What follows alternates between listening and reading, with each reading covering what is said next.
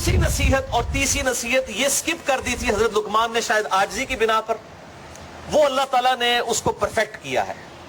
دوسری نصیحت وَوَصَّيْنَا الْإِنسَانَ بِوَالِدَيْهِ، اور انسان کو ہم نے نصیحت کی ہے کہ وہ اپنے ماں باپ کے ساتھ حسن سلوک کرے۔ حَمَلَتْهُ أُمُّهُ وَهْنًا عَلَى وَهْنٍ، اس کی ماں نے اسے اپنے شکم میں اٹھائے رکھا کمزوری پر کمزوری جھیلتے ہوئے، یعنی وہ 9 مہینے کا پیریڈ کتنا مشکل پیریڈ۔ اس کے بعد وَفِصَالُهُ فِي عَامَيْنِ، اور پھر اس کے دودھ چھڑانے کی عمر 2 سال ہے، یہ 9 مہینے وہ اور 2 سال وہ، کتنی تکلیف مسلسل جھیلنی پڑی ماں کو، یعنی خصوصاً ماں باپ کے ساتھ ماں کے حق کو اللہ تعالیٰ نے ایک درجہ بلند کر دیا۔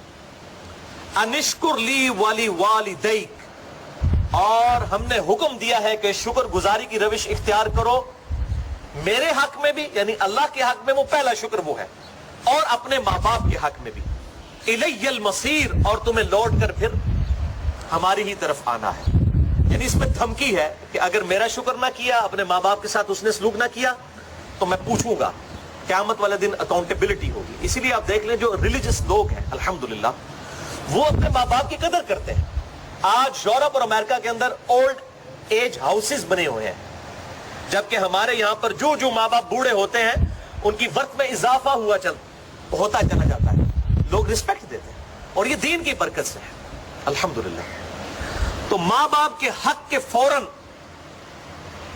جو اللہ تعالیٰ نے اپنے حق کے فوراً بعد ماں باپ کے حق کو ذکر کیا قرآن حکیم میں کم از کم 4 جگہ پر، اس میں سے ایک مقام یہ ہے، اور اس کا کلائمیکس سورہ بنی اسرائیل کی وہ آیات ہیں۔ 10 کمانڈمنٹس پہ میرا لیکچر ہے، مسئلہ نمبر 77، وہ ایپکس ضربہ سنام ہے کہ وَقَضَىٰ رَبُّكَ أَلَّا تَعْبُدُوا إِلَّا إِيَّهُ وَبِالْوَالِدَيْنِ إِحْسَانًا، اللہ نے یہ بات طے کر دی تھی پہلی کمانڈ کے طور پر بنی اسرائیل کو بھی اور امت محمدیہ کے لیے بھی صلی اللہ علیہ وآلہ وسلم، مت پوجنا کسی کو سوائے اس اللہ کے، اور ماں باپ کے ساتھ حسن سلوک کرنا، اور ماں باپ دونوں یا دونوں میں سے کوئی ایک بڑھاپے کو پہنچ جائیں ان کو اف تک بھی مت کہنا، اور ان کے سامنے اپنے عاجزی کے اعتبار سے کندھے جھکا کر رکھنا، اور ان کے لیے دعا کرنا رب ارحمہما کما ربیانی صغیرا، اے میرے رب ان دونوں پر رحم فرما جس طرح بچپن میں انہوں نے مجھے رحم کر کے پالا تھا۔ یہ پوری آیات مسئلہ نمبر 77 میں سورہ بنی اسرائیل آیت نمبر 23 سے لے کے 39 تک 10 کمانڈمنٹس میں نے کور کی ہیں۔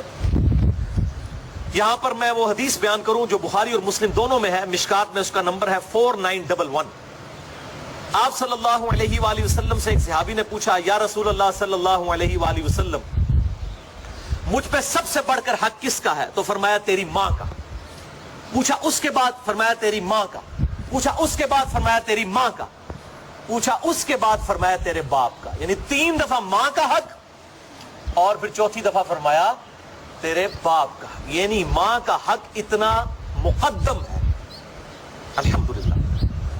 اور صحیح مسلم میں حدیث ہے مشکات میں 4912 کہ آپ صلی اللہ علیہ وآلہ وسلم نے فرمایا اس شخص کی ناک خاک آلود ہو، وہ تباہ و برباد ہو جائے جس کو ماں باپ بڑھاپے میں ملے دونوں یا دونوں میں سے ایک، اور وہ ان کی خدمت کر کے جنت نہ حاصل کر سکے۔ یہ صحیح مسلم کی حدیث ہے۔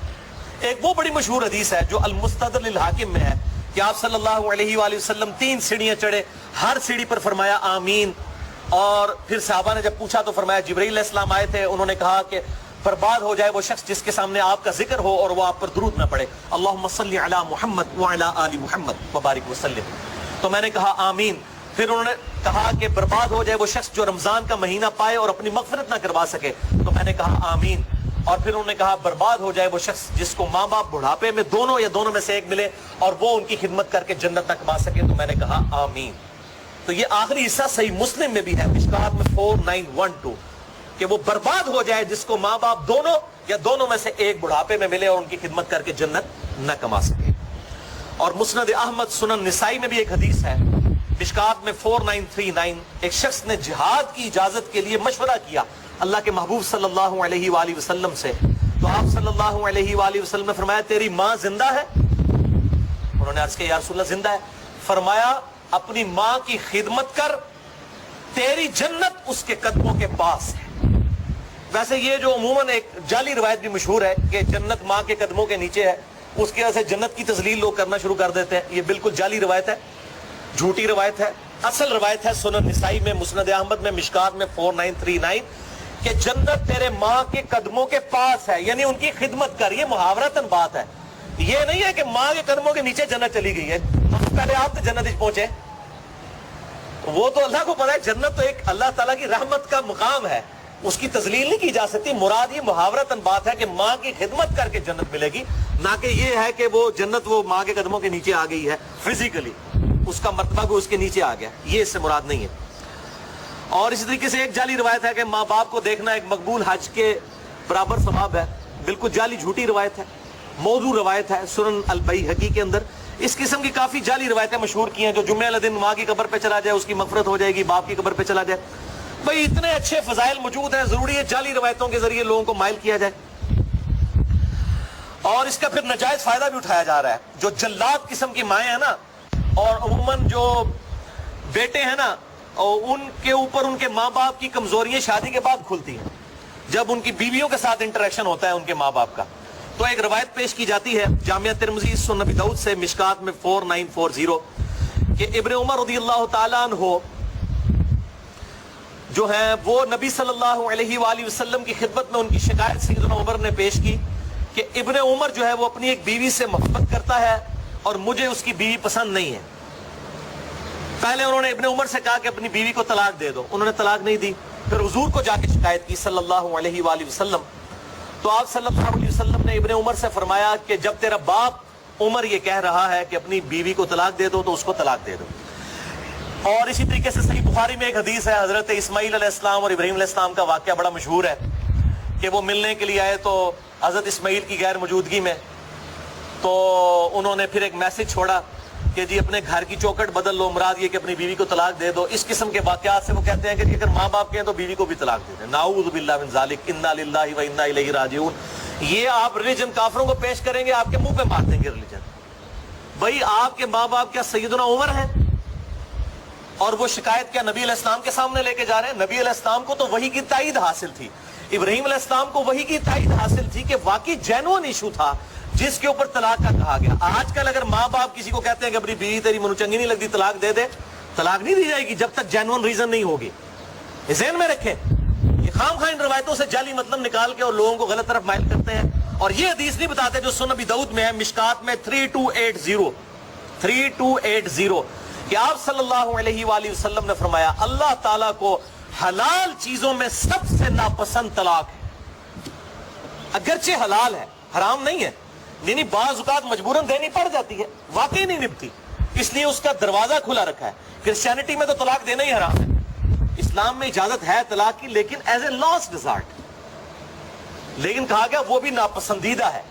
تو جب اللہ کو ناپسندیدہ ہے تو یہ کیسے ہو سکتا ہے کہ میری بیوی میرے ماں باپ کو نہیں پسند تو میں ان کے کہنے پہ طلاق دے دوں بغیر کسی ریزن کے؟ واٹ نانسنس دس. یہ ریلیجن آپ پیش کریں گے لوگوں کو؟ اور یہ وہ ماں باپ کے فضائل بھی نا، اور یہ ماں باپ کے فضائل بھی ہر بندے کو بوڑھے ہو کے یاد آتے ہیں. جب خود جوان ہوتے ہیں اس وقت نہیں ان کو یاد آتے، جب بوڑھے ہو جاتے ہیں تو وہ اپنی اولاد کو یہ سکھا رہے ہوتے ہیں. ماں باپ کے بھی اولاد پر حقوق ہیں اور اولاد کے بھی ماں باپ پہ حقوق ہیں، یہ سائملٹینیس کنٹراسٹ ہے. اور صحیح مسلم کی وہ حدیث جس پہ میرا ایک کلپ بھی چڑھا ہوا ہے برمودا ٹرائنگل پہ کہ شیطان کا تخت پانیوں پہ لگا ہوا ہے، شام کے وقت سارے شتونگڑوں کو بلاتا ہے وہ، اور ہر شتونگڑا کہتا ہے میں نے آج یہ گناہ کروایا، آج میں نے یہ گناہ کرایا. تو شیطان خوش نہیں ہوتا. ایک کہتا ہے کہ آج میں نے میاں بیوی کے درمیان جدائی کروا دی، شیطان اس کو جناب جپی ڈال کے ملتا ہے، گلے لگتا ہے کہ تو صحیح کام کیتا ہے. کیونکہ جب طلاق ہوگی تو اس پورے معاشرے کی بنیاد جو ہے میاں بیوی کے ریلیشن شپ کے اوپر ہے. جب یہ ڈسٹرب ہو جائے گا تو پورا معاشرہ ہی جو ہے وہ تتر بتر ہو جائے گا، اولاد بھی بکھر جائے گی، وہ اولاد ناسور بن جائے گی معاشرے کے لیے. تو میاں بیوی کا ریلیشن شپ بہت اہم ہے. اس حوالے سے ماں باپ عموماً میں نے دیکھا ہے، عموماً چونکہ میرا تجربہ ہے، میرے ساتھ ہزاروں لوگ رابطہ کرتے ہیں، عموماً ماں باپ کی طرف سے قصور ہوتا ہے. جو بہو ہوتی ہے اس کا قصور بہت کم ہوتا ہے، وہ تو بیچاری نئے گھر میں آئی ہے. بہو کو اگر وہ ساتھ جو ہے وہ وہی پروٹوکول دے جو اپنی بیٹی کو دیتی ہے تو آپ دیکھیں وہ کس طرح خدمت کرتی ہے. کئی بہو ہیں جنہوں نے اپنے ساس سسر کو سنبھالا ہے، ماں باپ کو تو کبھی توفیق ہی نہیں، ان کے بیٹوں کو تو توفیق ہی نہیں ہوئی بیٹیوں کو، وہ دوسرے ملکوں میں بیٹھے ہوئے ہیں اور ہم یہاں بیٹھ کے جو ہے نا وہ ان کے رشتہ داروں کے جنازے پڑھ رہے ہوتے ہیں. اور جناب ان کی خوشی غمی میں ہمیں مصیبت پڑی ہوئی ہوتی ہے جو باہر جا کے بیٹھے ہوئے ہیں، اور خدمتیں یہاں پہ بہویں کر رہی ہوتی ہیں. تو یہ بڑا سینسٹیو ایشو ہے، لہٰذا میں نے یہ ماں باپ کے حقوق پہ چونکہ بات کی تھی تو میں نے اس کو بیلنس بھی کر دیا. تیسری نصیحت بھی اللہ تعالیٰ نے ایڈ کی ہے، ساتھ ہی اس کو دیکھیں بیلنس کیا ہے. وَإِن جَاهَدَاكَ عَلَىٰ أَن تُشْرِكْ بِي مَا لَيْسَ لَكَ بِهِ عِلْمٌ، اگر تیرے ماں باپ اس بات پر زور لگائیں کہ تو میرے ساتھ شریک ٹھہرائے کسی کو جس کا علم تیرے پاس نہیں ہے، بغیر علم کے تو کوئی ایسی بات میری طرف منسوب کر دے جو شرک پر مبنی ہے، فَلَا تُطِعْهُمَا، تو اپنے ماں باپ کا کہنا نہیں ماننا. کتنے بولے لوگ ہیں وہ آگے پوچھ رہے ہوتے ہیں جی میری ماں کہتی ہے میں دودھ نہیں بخشاں گی جے تو داڑھی رکھ لے، تو میں اب ماں باپ کا حکم مانوں یا اللہ کے نبی کا حکم مانوں؟ دیکھو بھائی، ماں باپ کی تو اوقات سٹارٹ ہی اس وقت ہوگی جہاں پہ اللہ اور اس کے نبی صلی اللہ علیہ وآلہ وسلم کا حکم اینڈ ہوگا. بخاری اور مسلم کی حدیث ہے تم میں سے اس وقت تک کوئی مومن ہی نہیں ہو سکتا جب تک کہ میں اسے اس کے ماں باپ اولاد سب لوگوں سے بڑھ کر عزیز نہ ہو جاؤں. اس کا کیا مطلب ہے کہ ماں باپ کہہ رہے ہیں کہ اللہ کے محبوب کی نافرمانی کرو، اللہ کے محبوب کوئی اور ارشاد فرما رہے ہیں صلی اللہ علیہ وآلہ وسلم، ان کی پیروی کی جائے، تب آپ اللہ کے محبوب صلی اللہ علیہ وآلہ وسلم کو سب سے بڑھ کر عزیز مانیں گے. مومن ہی نہیں ہوگا کوئی شخص. تو بڑے بھولے بن کے عورتیں بھی پوچھ رہی ہوتی ہیں جی وہ جی میری والدہ کہتی ہیں کہ جی حجاب نہ کرو، بس صرف ایسے ہی کر لو، تو اب میں ماں باپ کا حکم مانوں؟ بھئی ماں باپ کا حکم تو سٹارٹ ہوگا اللہ اور اس کے محبوب صلی اللہ علیہ وآلہ وسلم کے احکامات کے اندر اندر. نافرمانی والا قرآن نے کہہ دیا مت ان کا کہنا ماننا. وَصَاحِبْهُمَا فِي الدُّنْيَا مَعْرُوفًا، لیکن ساتھ ہی بیلنس کر دیا دنیا میں ان سے اچھے طریقے سے پیش آنا. یہ نہ ہو کہ اگر ماں باپ دین پہ نہیں چلنے دے رہے تو ان کے ساتھ بدتمیزی شروع کر دو، نہیں، دنیا میں ان کے ساتھ معروف طریقے سے پیش آؤ. وَاتَّبِعْ سَبِيلَ مَنْ أَنَابَ إِلَيَّ، اور پیروی تو اس شخص کی کرو جس نے میرا راستہ اختیار کر لیا ہوا ہے، یعنی اللہ کا پیغمبر، اس کی اتباع کرو، یا پیغمبر کے راستے پر چلنے والے لوگوں کی اتباع کرو. اس آیت سے وہ پیر نصیر الدین صاحب نے نا مسئلہ تقلید ثابت کیا. وہ کہتے ہیں اس میں آیا نا کہ پیروی کر اس کی جو میرا راستہ اختیار کرے، وہ کہتے ہیں اس سے اماموں کی تقلید ثابت ہوتی ہے. یہ پیروی کر اتباع تو آیا ہے نبی صلی اللہ علیہ وآلہ وسلم کے لیے. من یطع الرسول فقد اطاع اللہ قل ان کنتم تحبون اللہ فاتبعونی یحببکم اللہ. اتباع ہوگی اللہ کے محبوب صلی اللہ علیہ وآلہ وسلم کی، یا پھر اللہ اور اس کے محبوب صلی اللہ علیہ وآلہ وسلم کے پروٹوکول کے اندر اندر حکمران وقت کی بھی، خلفائے راشدین کی بھی، صحابہ کی بھی، لیکن اس سے ٹکرائے نہ. تب ثم الی مرجعکم فانبئکم بما کنتم تعملون، اس کے بعد تمہیں لوٹ کر میرے ہی پاس آنا ہے، پھر میں تمہیں خبر دے دوں گا جو کچھ تم دنیا میں کیا کرتے تھے. تو اللہ کے حکم کی خلاف ورزی، ماں باپ کی پیروی میں یہ حرام ہے. خواہش نفس کی پیروی کو بھی کہا گیا ہے کہ یہ شرک ہے. سورہ الجاثیہ آیت نمبر 23 میں افرائیت من اتخذ الہہ ہوا، اے محبوب صلی اللہ علیہ وآلہ وسلم بھلا اس شخص کو دیکھا جس نے اپنی خواہش نفس کو اپنا خدا مان لیا ہے. ایک شخص فجر کے وقت اپنی نیند قربان نہیں کرتا اور نماز کے لیے بستر نہیں چھوڑتا، اس نے اپنے بسترے کو اپنا معبود مان لیا. ایک بندہ ماں باپ کی اطاعت کے اندر اللہ کے حکم کو توڑ دیتا ہے، اس نے اپنا معبود اپنے ماں باپ کو مان لیا. نعوذ باللہ من ذالک، وہ شرک کی کیٹیگری میں فال کر گیا. اگرچہ یہ شرک اصغر ہے، وہ شرک اکبر میں نہیں آتا، جس طرح کہ ریاکاری شرک اصغر ہے اور یہ بھی شرک اصغر، لیکن ہے تو شرک کی کیٹیگری میں فال کرتا ہے. پھر بخاری اور مسلم کی متفق علیہ حدیث ہے مشکات میں 3665، مولا علی رضی اللہ تعالیٰ عنہ علیہ السلام کہتے ہیں کہ میں نے خود نبی صلی اللہ علیہ وسلم سے یہ بات سنی تھی کہ معصیت میں کوئی اطاعت نہیں ہے، اللہ کی نافرمانی میں مخلوق کی کوئی اطاعت نہیں ہے، مخلوق کی اطاعت صرف معروف میں ہے. یعنی حکمران وقت کا حکمران اگر نیکی کے کاموں کا حکم دیتا ہے اس میں اطاعت کی جائے گی. اگر وہ گناہ کی طرف بلاتا ہے، چاہے ماں باپ ہو، حکمران ہو، پیر ہو، استاد ہو، مرشد ہو، ان کی بات نہیں مانی جائے گی. اللہ از دا ٹاپ پرائورٹی. اور ہمارے معاشرے میں تو میرے بھائیوں معذرت کے ساتھ ماں باپ کو بعض لوگوں نے بالکل بت بنا دیا. ٹیکسیوں کے پیچھے لکھا ہوتا ہے ماں باپ کی دعا سے، ماں کے قدموں کی خاک، ماں باپ کی دعا، مرشد کی نگاہ.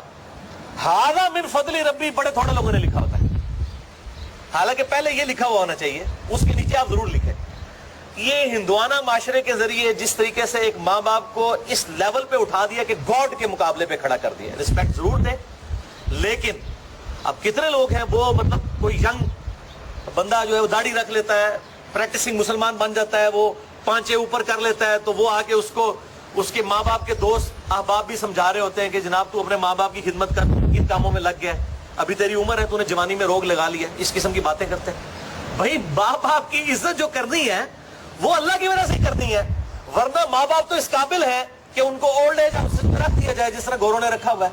وہ صحیح رکھا ہوا ہے انہوں نے دنیاوی اعتبار سے. وہ کہتے ہیں انہوں نے اپنی عیاشیاں کی ہیں اپنی جوانی میں, اب ہماری عیاشی کرنے کا وقت ہے. یہ ریلیجن ہے, دین ہے جس نے آپ کو یہ بات سکھائی ہے کہ ماں باپ کی خدمت کریں.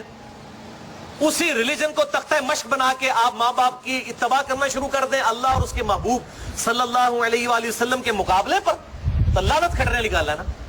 نہ ماں باپ کی بات مانی جائے گی, نہ کسی حکمران کی, نہ کسی استاد کی, نہ کسی بزرگ کی, نہ کسی شیخ الحدیث کی, نہ شیخ القرآن کی, اللہ اور اس کے محبوب صلی اللہ علیہ وسلم کے مقابلے پر. حتیٰ کہ بخاری و مسلم میں ایک حدیث ہے, آپ صلی اللہ علیہ وآلہ وسلم نے ایک قافلہ صحابہ کا روانہ کیا, ان میں سے ایک شخص کو امیر مقرر کیا. اس نے وہاں لکڑیاں جلائیں اور حکم دیا کہ میں تمہارا امیر ہوں, امیر کی اطاعت اللہ اور اس کے رسول کی اطاعت ہے, سب کے سب ان آگ کی لکڑیوں میں کود پڑو. تو انہوں نے کہا نہیں, خودکشی کرنا تو اسلام میں حرام ہے. ان کا میں امیر ہوں, امیر کی اطاعت واجب ہے. انہوں نے کہا نہیں, امیر کی اطاعت واجب ہے اللہ اور اس کے محبوب صلی اللہ علیہ وسلم کی اطاعت کے اندر. اب جب واپس آئے اسی امیر نے جا کے اللہ کے محبوب کو شکایت کی کہ میں نے ان کو حکم دیا تھا. آپ صلی اللہ علیہ وآلہ وسلم نے فرمایا اگر یہ تیرا حکم مان لیتے تو دوزخ کی آگ میں جا کے نکلتے ہیں. یعنی اللہ اور اس کے محبوب صلی اللہ علیہ وسلم کی نافرمانی کی کاسٹ کے اوپر ماں باپ کا حکم نہیں مانا جا سکتا, حکمران کا حکم نہیں مانا جا سکتا, کسی صحابی کا حکم نہیں مانا جا سکتا, کسی تابعی کسی بزرگ کا حکم نہیں مانا جا سکتا. یہ بات بالکل پھر پنجابی کہنا ہے نا, کنو کر لو. لیکن بیلنس ہے کہ ماں باپ کی آپ حسن سلوک کریں گے اگر وہ کافر بھی ہیں. یہاں پہ تو ایک بندہ مطلب گھر میں مواحد ہو جاتا ہے, ماں باپ کو کہتا ہے مشرک ہے, میں نہ جنازہ بھی نہیں پڑھنا. یہ ایٹیچیوڈ نہیں ہونا چاہیے, یہ غلط ایٹیچیوڈ. حسن سلوک کریں گے.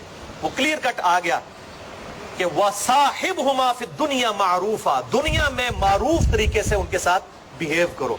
حتیٰ کہ بخاری اور مسلم میں حدیث ہے, مشکات میں اس کا نمبر ہے 4913.